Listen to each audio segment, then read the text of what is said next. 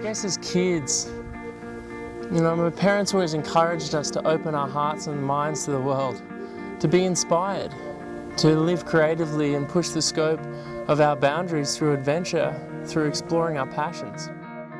My childhood really was where my love for adventure was born. And, you know, as a kid, I'd always walk the earth looking up at the high mountains and looking up at the sky and thinking, wow, I wonder what it would be like to climb that. I wonder what it would be like to fly. And now I know what it's like. And I live my dream.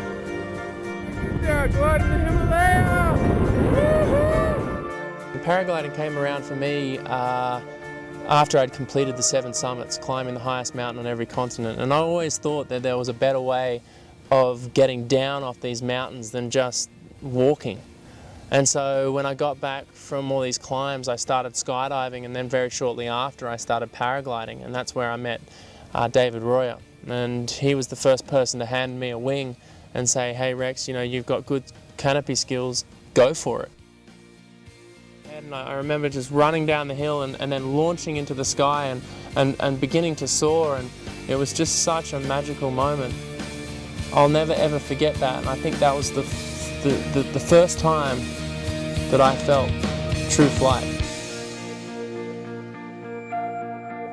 I traveled to the mountains to experience challenge, to push myself, to push my boundaries, and I think that's what this trip was about for me. It was not just about climbing mountains, but it was about taking my paragliding to the next level, to new heights.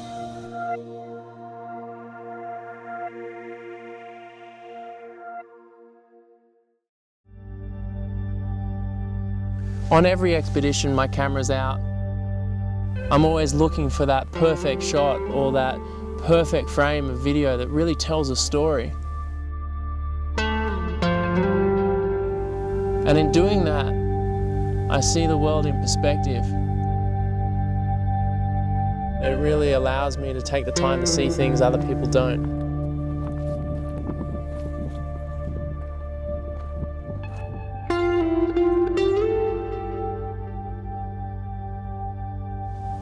Flying in the Himalaya, you have to be really careful. I mean, there's so much more to think about than a normal coastal flying day. For instance, there's different wind levels at different areas on the mountains, and the mountains generate their own weather. So as a paraglider pilot, you've got to be extremely careful and really know how to analyze the weather and what it's doing and what the wind will be doing in certain situations. And so most of my Nepal flights, I flew really early in the morning or late in the afternoon when there was not much wind at all. It provided me the opportunity to really explore what it's like to fly at high altitude, you know, 17,000 feet and above, without taking enormous risk.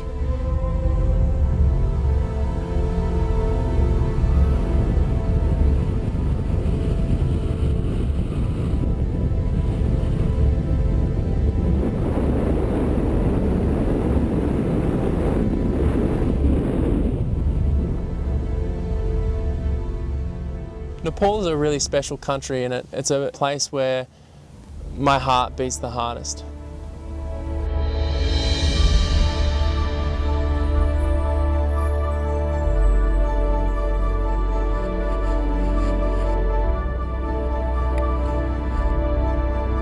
Oh shit! Oh yeah! How you doing? It's like sail material. And it fills up with air, fills up with sky. It makes me fly.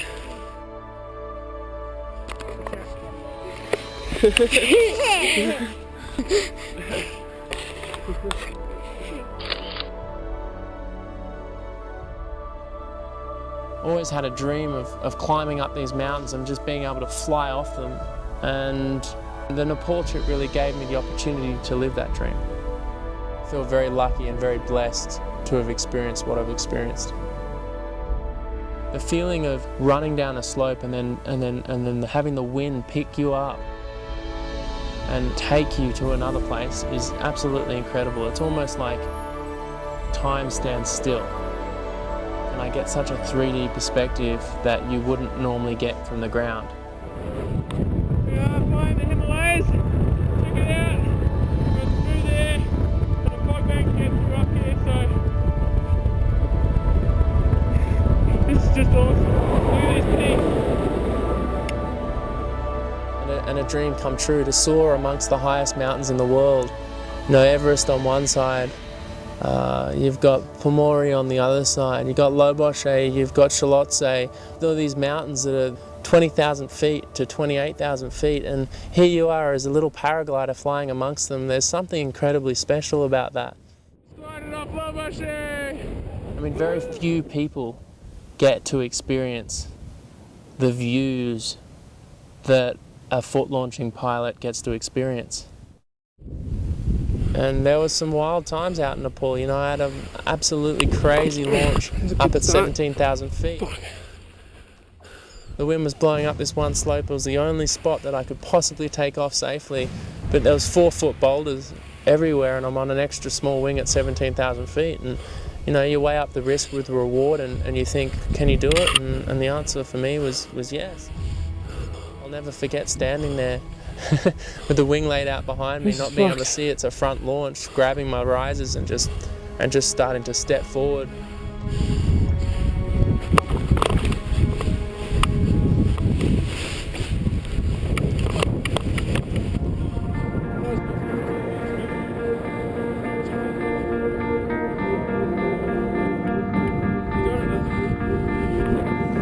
I really live for the love of this planet, for the people within it, and the adventures it can provide us. And I love the way I choose to live my life. And you know, I may never be a rich man. And to be honest, I'm not really interested in climbing that mountain. And in choosing that lifestyle, I really commit to living my life to its fullest. And well, if I live long enough, I'll certainly have a tale or two to tell the grandkids. And I love the thought of that.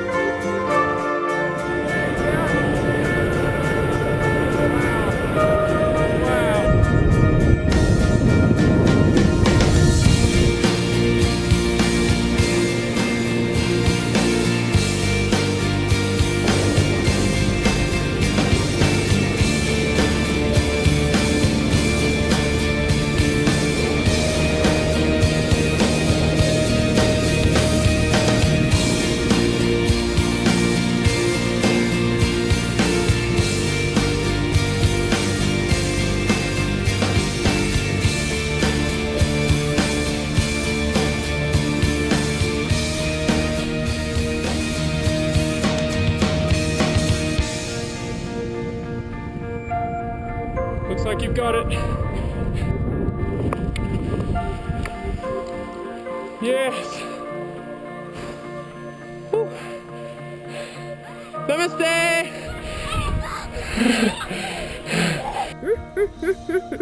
That takeoff is the wildest takeoff ever. On display the Himalaya. Oh, so good to be on the ground.